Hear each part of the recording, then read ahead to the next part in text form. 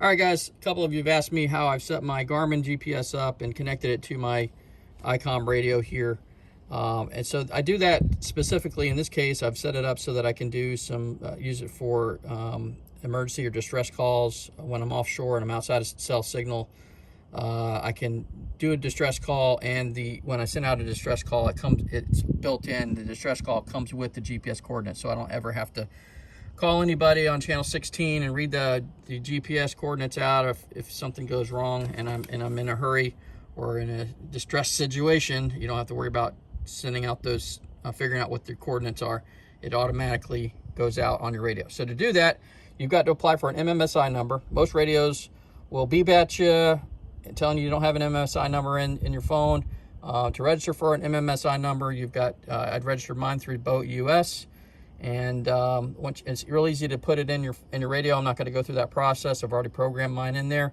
But the purpose of this video is to talk about how I connected my ICOM radio. This is a ICM 400 BBE model to a Garmin ECHOMAP UHD 94 SV model. Okay, and that's what we're going to talk about today.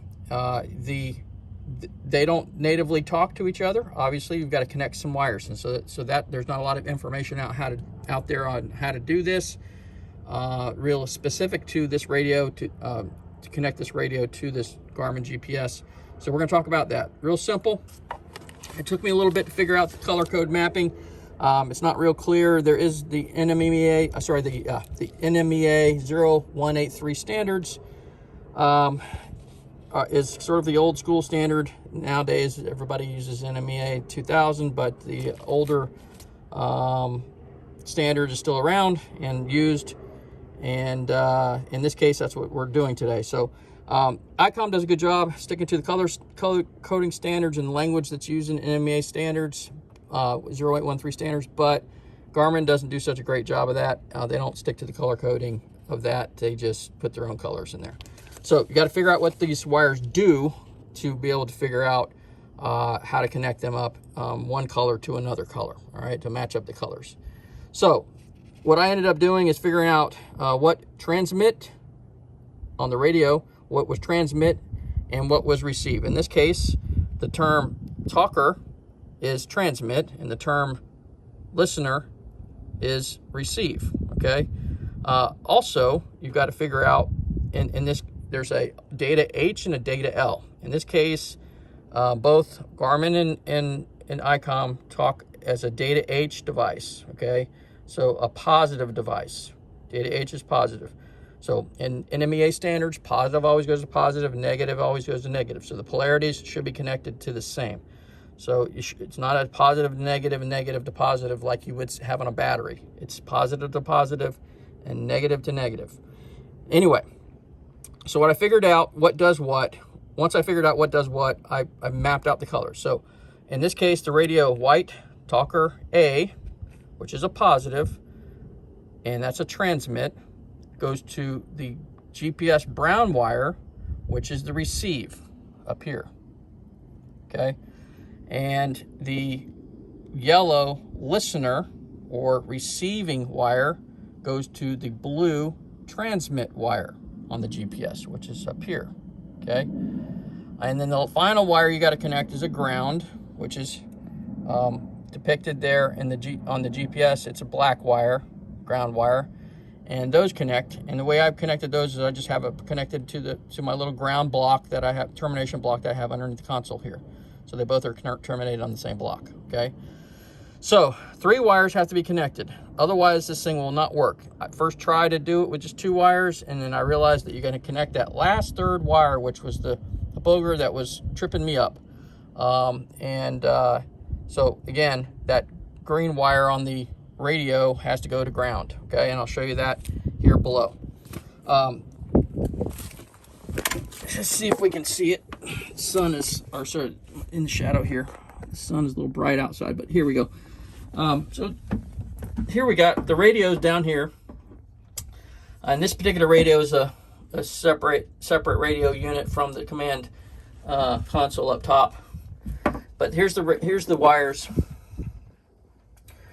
that are used. So again, yellow, white, green, and brown. The brown wire doesn't go to anything, as we talked about up there. The green wire goes to ground, which is over there on that black terminal block there.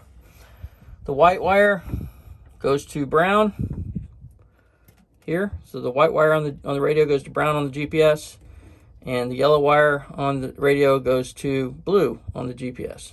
So pretty simple setup, but hopefully this is the easy button and shortcut for a lot of folks that may be wondering how you connect your radio up to your GPS, for your radio to get GPS coordinates here, and for you to be able to, once you get an MMSI number, you can do distress calls right from your radio without having to call somebody and talk to them on the radio. You can just hit the button and it automatically sends your GPS coordinates out. So the last thing you want to do is make sure that you go into settings, and you want to go to communication and make sure your serial port set to NMEA standard, okay? And then go to NMEA setup, okay?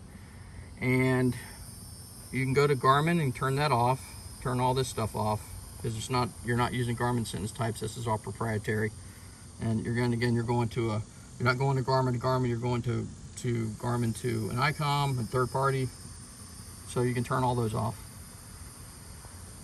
And go into system and make sure your sentence types are correct. And I'll show you here in the book